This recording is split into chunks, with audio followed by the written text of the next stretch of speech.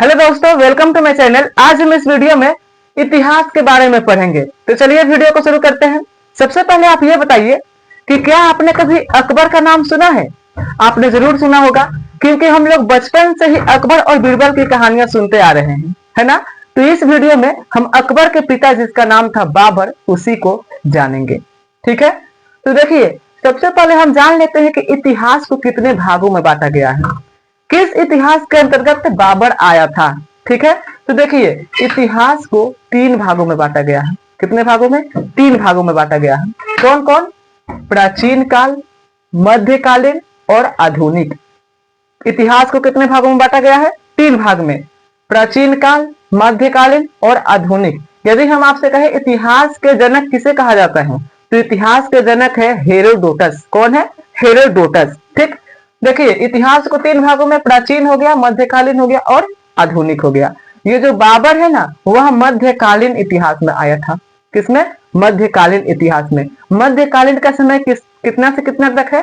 तो 5वीं शताब्दी से लेकर 15वीं शताब्दी तक मध्यकालीन इतिहास। ठीक है, यदि आधुनिक इतिहास की बात करें तो आधुनिक इतिहास जहां से मध्यकालीन खत्म होगा वहां से आधुनिक शुरू होगा। तो 15वीं शताब्दी से वर्तमान, जो कि अभी चल रहा है। ठीक है, तो ये जो बाबर है मध्यकालीन में आया था।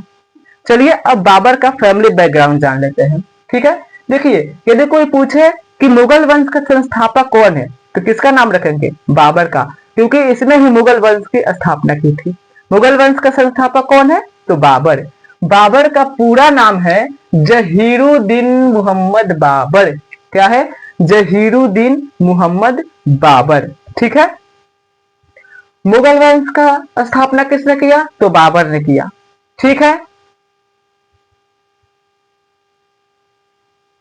ठीक है, बाबर का जन्म 14 फरवरी 1483 ईस्वी को हुआ था। इसका जन्म कब हुआ था? अकबर के पिता के बारे में पढ़ रहे हैं। ठीक है, अकबर के पिता जिसका नाम है बाबर। ठीक है, अकबर मत समझ लीजिएगा लोग।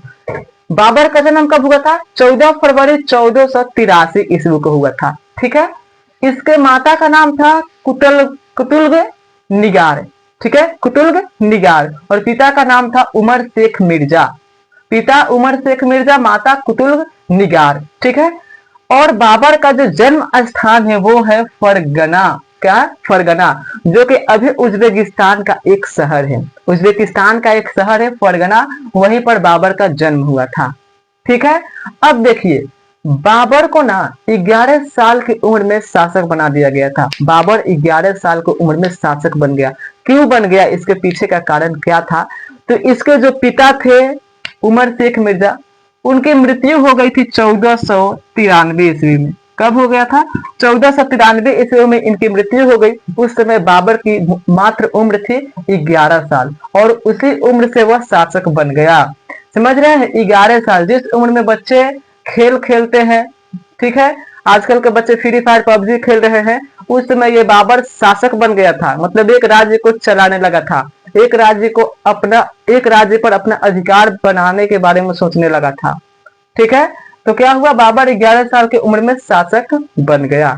पिता की मृत्यु के बाद इसे शासक बना दिया गया। ठीक है, अब देखिए ये जो बाबर है ना, जब शासक बन गया, जब कोई भी शासक बन जाएगा तो चाहेगा ना कि हम दूसरे राज्य पर जाकर अपना अधिकार जमा ले। ठीक है, अपना राज्य और विस्तृत करने का सोचेगा।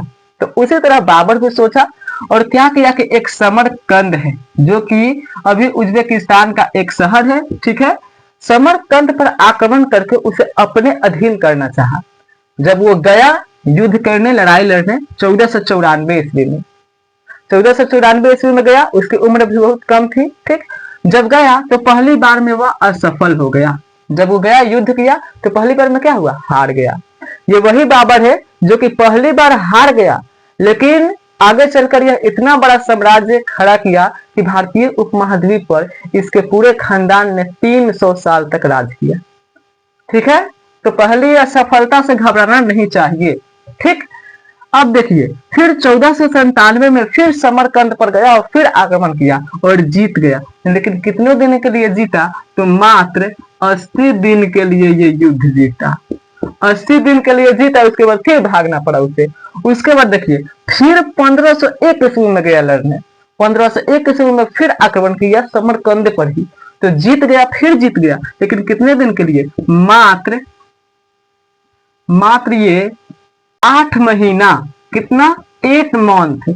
1501 ईस्वी में जब जाकर फिर आक्रमण किया तो 8 महीना के लिए जीत गया और उसके बाद फिर भाग गया। ठीक, देखिए अब 1504 ईस्वी में क्या किया कि यहाँ पर छोड़ दिया, थोड़ा सा सांस ले लिया, उसको जाने दिया। उसके बाद 1504 में जाकर काबुल और गजनी को अपने अधीन कर लिया। काबुल और गजनी को अपने अधीन कर लिया ये बाबर। ठीक है, अब देखिए ये समरकंद को लेकर नहीं छोड़ रहा है, फिर 1511 ईस्वी में आया और फिर इस पर आक्रमण किया और फिर जीत गया। जीता लेकिन मात्र 1 साल के लिए। ठीक है, उसके बाद क्या किया? 1512 ईस्वी में फिर जब आया तो ये पूरे इसको क्या किया? हरा दिया और बाबर को फिर भागना पड़ा और ये जो काबुल और गजनी थी उसे भी उसको छोड़ना पड़ा।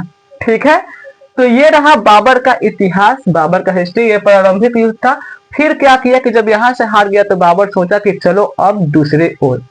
फिर वो क्या किया कि भारत अभियान शुरू किया, यानी कि बाबर का भारत अभियान। बाबर का भारत अभियान। वह भारत की ओर बढ़ा और भारत को अपना गुलाम कैसे बना लिया, उस पर अपना आधिपत्य कैसे जमा लिया। ठीक है, वो किस तरह से आया, किस तरह से राजाओं को लड़ाया और अपना आधिपत्य जमा लिया और 300 साल तक पूरा राज किया। किस तरह से, तो वो हम नेक्स्ट वीडियो में बताएंगे। यदि आप चाहते हैं जानना तो कमेंट बॉक्स में कमेंट करिएगा। ठीक है, और यदि वीडियो अच्छा लगा हो तो चैनल को सब्सक्राइब जरूर कीजिएगा। Thank you.